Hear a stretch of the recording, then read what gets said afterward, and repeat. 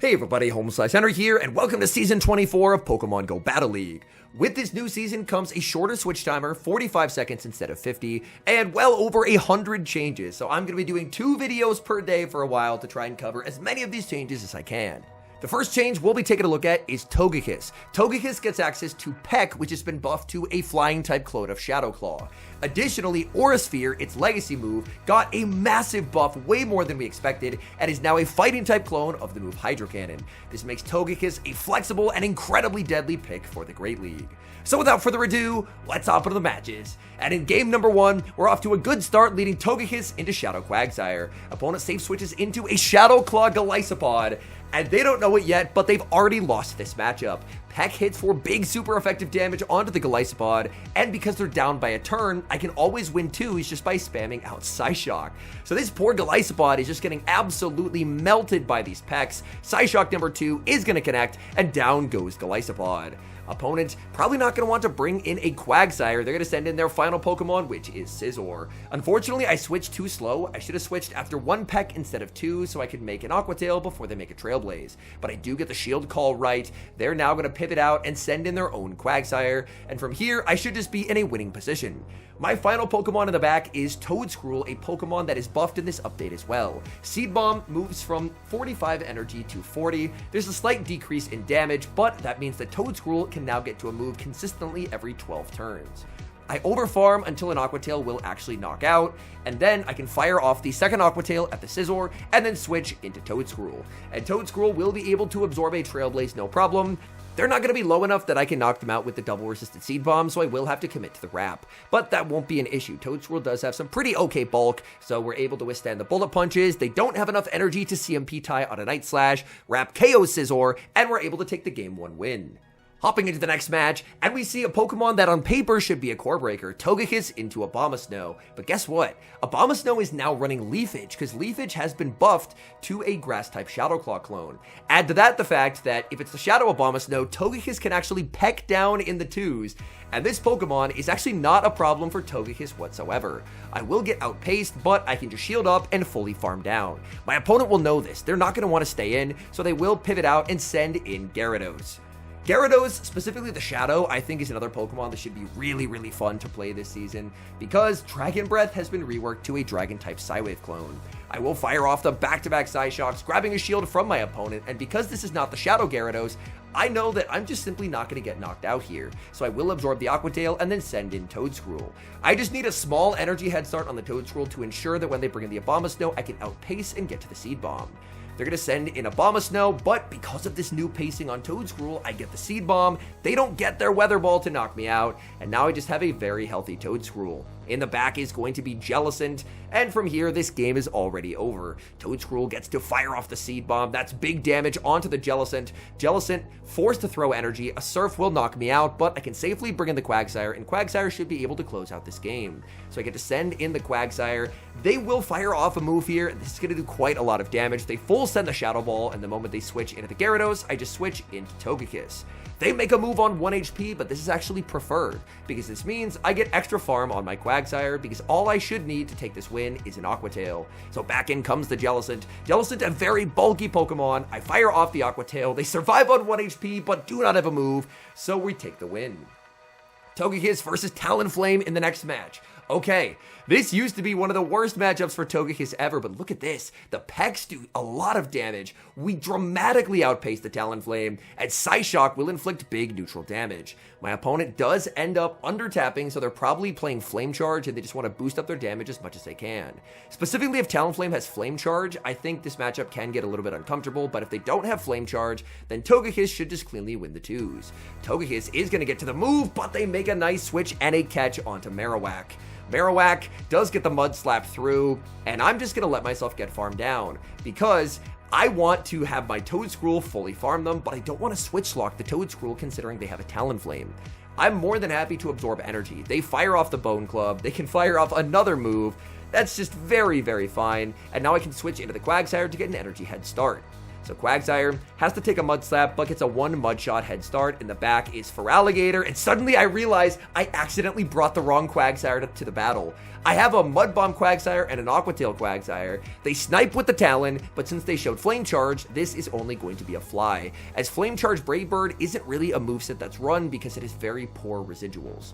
So I get to throw 1 in the Stone Edge, picking up the knockout, and because of this new switch timer, I can switch out of that matchup and snipe with the Seed Bomb. This new switch timer is unbelievably nice. They survive the Seed Bomb on 1 HP, but I just Mud Slap down and take the win. Tricky lead in the next match, Togekiss into Credilli. Obviously, Credilli acids are hitting for super effective damage, but look how significantly I outpace Credilli. I can spam out these super effective Aura Spheres, and the Pecks, they're only neutral, but they do add up a little bit over time. This is not a matchup that I'm aiming to win, but hopefully I can at least land an Aura Sphere at some point and make my opponent's life difficult. So I CMP tie, but no, they end up catching an Aura Sphere onto Dusclops. That's a beautiful catch by my opponent. Unfortunately, I was just too predictable in this game. I CMP tied the first time, I CMP tied the second time, and my opponent was able to punish me being predictable by making a terrific catch. And now, honestly, without that catch, I think I'm pretty fine. But with that catch, I'm in quite a bit of trouble. Shadow Punch lands. I don't think I'm going to get double Aqua Tail, so I will just full send the Stone Edge because I'm just looking for damage. The Stone Edge is going to land. They're going to switch into Credilli and snipe down. I have energy on the Togekiss, but unfortunately, I think I'm low enough that I will actually get farmed down. That is quite bad. I'm going to stay in, but no, I can't survive it. I'm forced to switch into the Toedscruel, and it's highly likely that I just lose this game. Grass Knot will connect. They're already at another Grass Knot as well. They could obviously Rock Tomb bait, but I put up the shield, and thankfully, they do not. I'm going to overfarm quite a bit with the Toedscruel, knock them out with the Seed Bomb, and I really need it to be like a Mud Boy in the back that I can one-shot with Seed Bomb. In the back, they have a Jellicent, and this is going to be an interesting game. Will they throw as soon as they get the move? I say no. I think they're going to overfarm, so I predict they throw on 3, but they just throw on 2 more as soon as they get it. I had to get that prediction right to have any chance in this game. Great catch by my opponent. Of the 3 sets, 15 games that I played with this team, that was the only game that I lost. I went 14-1, and overall, I really felt like that game was winnable too if I play a bit better. Here, my opponent is going to farm up a ton with Guzzlord, safe switch into Shadow Empoleon, and I will respond with the Quagsire. Not only does Quagsire heavily resist Metal Sound, which is nice, so they're going to struggle to farm me down, but I can survive a Hydro Cannon. I will go for the Stone Edge. Both are resisted, but Stone Edge does a lot more damage. My opponent will end up putting up a shield. If they want to go down 2 shields for switch, that's fine by me because I have an Aura Sphere banked. I can snipe them down with the Aura Sphere later on, so if they double shield for swap, that's very okay by me, but they don't. Instead, they are going to bring in, oh no, a Shadow Marowak. So they're ABA weak to the Togekiss. They're so weak to the Toedscruel. They send back in the Guzzlord, in comes Togekiss, and I already have the Aura Sphere locked and loaded. Aura Sphere connects, that's big damage. Opponent sees the writing on the wall and concedes the match. Picking up a positive lead in the next match, Togekiss into Shadow Gyarados. My opponent safe switches into Jirachi. Jirachi is another one of these Aura Sphere Pokemon. Confusion got buffed, Aura Sphere got buffed as well, so it's another one of these double buffed mons. I debated sending in the Toedscruel, but I felt like Toedscruel would have play in the endgame, so I decided to hold on to the Toedscruel and bring in Quagsire. And as it turns out, Jirachi actually tanked that Aqua Tail. I was not expecting it to, so I'm forced to go down both shields, which is really, really awkward. But at the very least, I can get shields back from the Gyarados, but no, I can't because they bring in Torterra. I think that Torterra, while it has more coverage than Toedscruel, its pacing is a lot worse. So generally, I would prefer to use Toedscruel. I'm firing off this Aqua Tail. Will it be enough? It does KO. In comes Togekiss. All that's left is Gyarados. Here I end up clicking on the wrong move. Both moves are straight 5. And the Gyarados is going to be shielding anyway, so it's not like it's going to cost me any additional energy. I almost click Aura Sphere again. I don't know what I'm doing in this battle. Well, the truest answer is probably just winning, because Togekiss is very fast. We're able to force those shields back from my opponent, and now Toedscruel will be able to take the Zero Shield matchup. Gyarados could have overfarmed slightly more, but on day 1, when people don't know the pacing, I can never fault an opponent for not quite having the exact counts. And now, this is where that 4 pacing to the first on Toedscruel is going to win me this game. Aqua Tail lands. I'm just outside of Aqua Tail range, so they would have needed a Crunch or a few more Dragon Breaths. Seed Bomb connects. Down goes Gyarados. And this team was just unbelievable for me today. We move to the next game. Togekiss into Corviknight. On paper, this seems like the worst matchup in the world. It's the Steel Flyer against the Fairy Flyer. But considering we just had a calm day where Air Cutter is now the preferred move and people are running Air Cutter Payback, if they don't have Iron Head on their Corviknight, this matchup is actually very playable for the Togekiss. So Togekiss is more than happy to stay in here, play this out. I know that I'm not going to be threatened by an Air Cutter. Even if they get a boost on the first, that's still very okay. I will get outpaced in this matchup because Corviknight, obviously straight 9-turn pacing, whereas the Togekiss is straight 10-turn pacing. So I'm not quite able to knock them out, but I get the Mud Shot through as I catch the Air Cutter aimed at the Togekiss onto Quagsire. Quagsire now swiftly answered with Shadow Primeape. Shadow Primeape, I can survive a Rage Fist, so I'm always going to be no shielding and then just saving shields for the Toedscruel. I'm fully anticipating they're going to shield here. It's a Primeape. Everyone loves to shield the Primeape. So when they no shield, I am very pleasantly surprised. That forces a Simul KO, and now the Primeape's gone. I'm just going to 2-shield Toedscruel. So I bring in the Toedscruel. They bring in Corviknight. We farm them down. Whatever's in back, we'll never know. Probably a Bastiodon or a Mudslapper, and Toedscruel destroys both. Tricky lead in the next match, leading Togekiss into Dusclops. I assume as the Shadow Dusclops, it's going to be better to go double Shadow Punch. Here they end up throwing on alignment. It is day one, so it could be someone who's not necessarily as comfortable with timing, or it could be someone who's trying to throw on weird timing just so I don't get a catch. Here, I'm just going to stay in. I do get to another Psyshock, which is nice. My opponent does not throw right away, and now that I've forced some shields, I'm going to be bringing in Quagsire. Quagsire can survive multiple Shadow Punches, and that's its goal in this moment, is I think I'm just saving shields for Toedscruel. Obviously, Toedscruel is limited in coverage, but if they don't have a Mud Slap resist, things could get pretty good, but they have a Dugong in the back, so unfortunately, we're going to lose this game.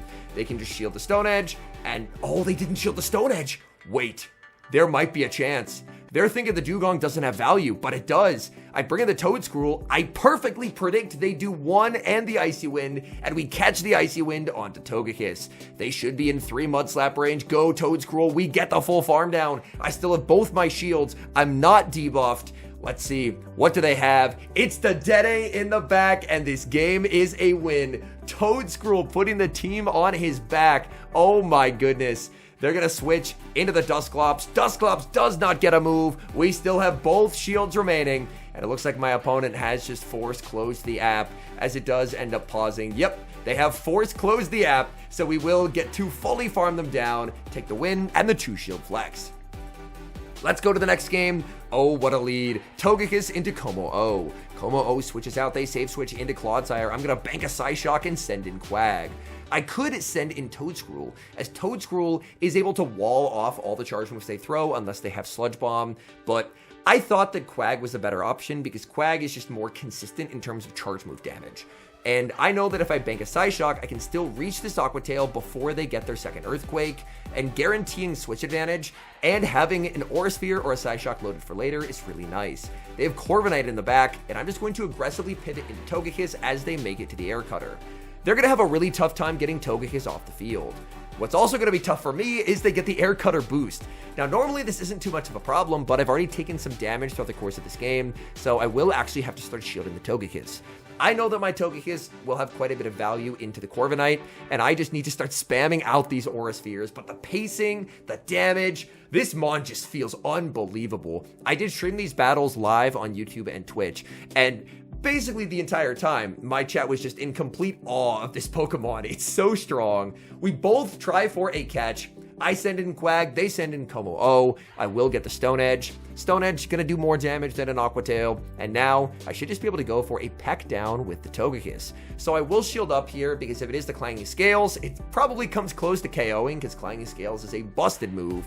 We get that full farm down. All that's left is going to be that Corviknight, and there's just no way out for my opponent. I get to fire off Aura Sphere. Looks like we have another opponent force closing the app there as it just pauses at the end. So I don't know if they just tabbed out or force closed or whatever, but either way, we get the win. Hopping into the final match, Togekiss into Talonflame. This is a matchup we've seen before, and it's a pretty nice one for the Togekiss. Peck just gives Togekiss incredible flexibility, and with this Psychic and Fighting offensive coverage, it just felt unbelievably strong to use. I'm so happy that I kept a Great League Togekiss from the Calm Day way back in the day. My opponent will be able to fire off another move and force both shields, but it looks like I will win the twos. So they can throw right here, and the moment they don't, they're going to lose switch advantage and shield advantage. Oh my. So I'm just going to get to knock them out with the Psyshock. And again, we have another opponent who I believe just exited the app.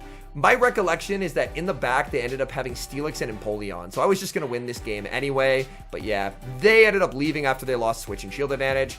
I'll end up cutting the footage there, as there's about another minute of me just fast moving down an Empoleon and a Steelix. But all in all, final thoughts on Togekiss. I think Togekiss is sick. This thing feels incredibly strong in the Great League. I think it'll be amazing in the Ultra League as well as a Zygarde plus Gastrodon core breaker. The pacing is great. We knew Peck was going to be Shadow Claw, but what we didn't know was how much they were buffing Aura Sphere. Aura Sphere going to 40 energy. Hydro Cannon is a move that is only given out to Community Day Pokemon. It's like a special move. It's legacy. It's only given out to very, very particular Mons. And this is just fighting type Hydro Cannon. It's the same stats. It's 80-40. It's an absurd move. This is so much better than we ever dreamed that it would be. In my initial season overview, I believe that I mentioned that the Aura Sphere buff, it's not going to do much unless they make the move insanely good. They would have to have just crazy stats beyond my wildest dreams to make these Mons useful. Well, we're here. It's day 1 of the season, and they made Aura Sphere absolutely absurd. I had so much fun with this team. I think this is just a really strong team in general to run this season. I like that you have 3 answers to Mudslap, so people are trying to run Marowak. Marowak has nowhere to run into this team. All 3 Pokemon can hit Bastiodon for super effective damage as well, or double super effective damage. So I think this is a really, really strong team. It cuts through a lot of the teams where people are trying to just run like fast move, degen squads, and Togekiss is just absurd. It was so much fun. If you have a Great League Togekiss, give it a try. You don't have to run this team, but just try it out, because my goodness, the sheer power of this Mon is absolutely unreal.